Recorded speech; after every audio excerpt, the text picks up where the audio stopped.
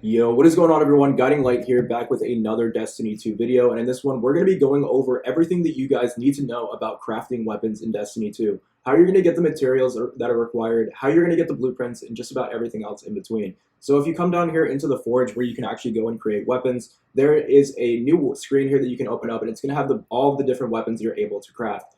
There's all these different sections, and what you might notice first off is that it says the pattern has not been unlocked for certain weapons. Now, if you want to unlock the patterns for weapons, that's what we'll start off. Just step one is how you're going to actually go ahead and unlock these patterns.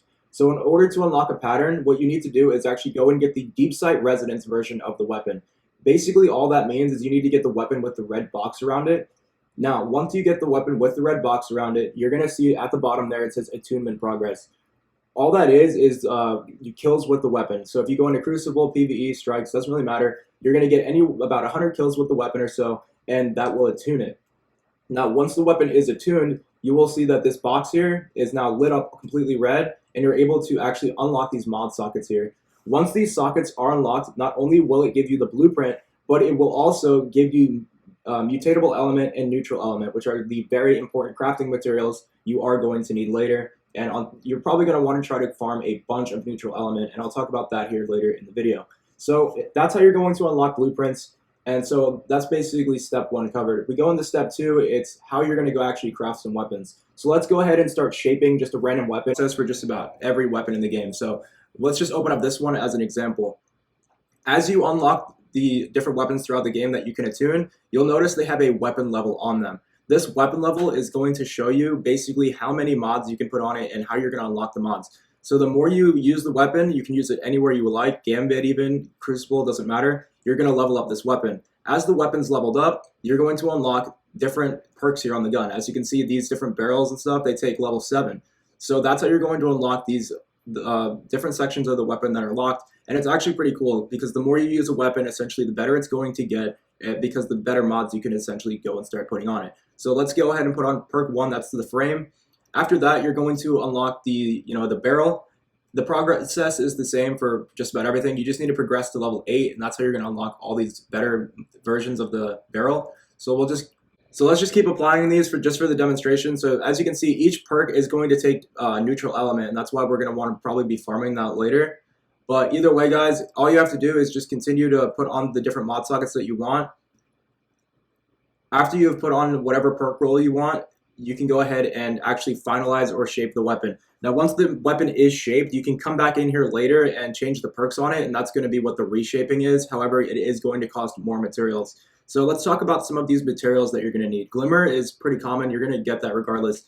Now, the resonant alloy, that's going to come from dismantling legendaries. At first, you might not have too much of it, but as you play, you're going to start getting a bunch of it just from the process of cleaning out your vault and from cleaning out your postmaster, stuff like that. So delete any legendary, and that's going to get you the resonant alloy. Now, the neutral element, that's what's really hard to come by, and that's what's pretty rare and actually really, really worth it, because the more neutral element that you have, the more mods that you can put on your guns, the more weapons you can reshape, and the better time you're going to have, especially towards the end when you need 2,000 for each of these mods. So in order to get the neutral element, what you want to do is, again, find these deep site resonance weapons. I'll talk to you guys in a second about how you can actually farm the deep site resonance weapons and just get a bunch of them so you don't have to worry about running out of neutral element. But you're going to see these weapons with the red box around them. Once this is completed, you're going to be able to come in here and get neutral element from just simply claiming the objective in here. Now, you're only going to get about 200 or so per gun, and that's why you're probably going to have to start stacking these weapons up. So in order to get deep site resonance weapons, there's a few different things you can do. The one guaranteed way to get a deep site resonance weapon is actually you come in here into the helm, level up the war table, and there's going to be a perk there where every weapon, the first weapon of every week is going to give you a deep site resonance weapon. Now, that's only one weapon a week. It's really not a lot. So if you want to start farming for the deep site resonance weapons, the best way to do it is actually to come over here to Finch. Finch is going to have some bounties, and he's also going to have a rank. Once you level up his rank, he's going to start dropping engrams.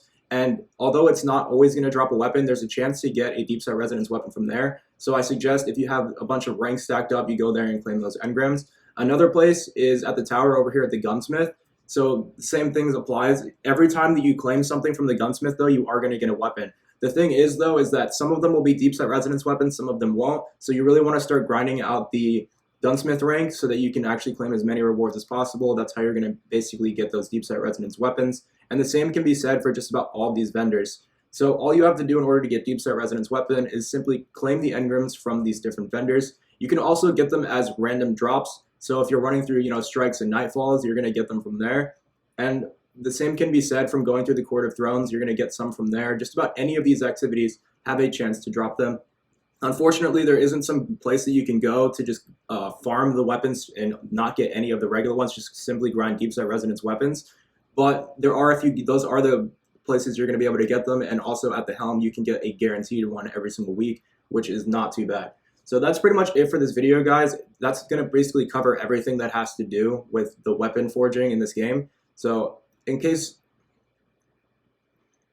we went over how you're going to get all the materials, how you're going to get the blueprints, and essentially how you're going to start farming neutral element. So you do need to start farming for those deep set resonance weapons, attune them, and then just simply scrap them down for neutral element. And that's pretty much it for this one, guys.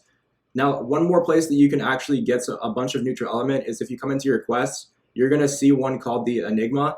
That quest actually does give you a ton of neutral element at the end, so I suggest running through that, and that's actually going to get you about 1,000 or so. Now, that's pretty much it for this one, though, guys. Hopefully it helped you out. If it did, be sure to drop a like down below, and I'll catch you guys in the next one. Peace.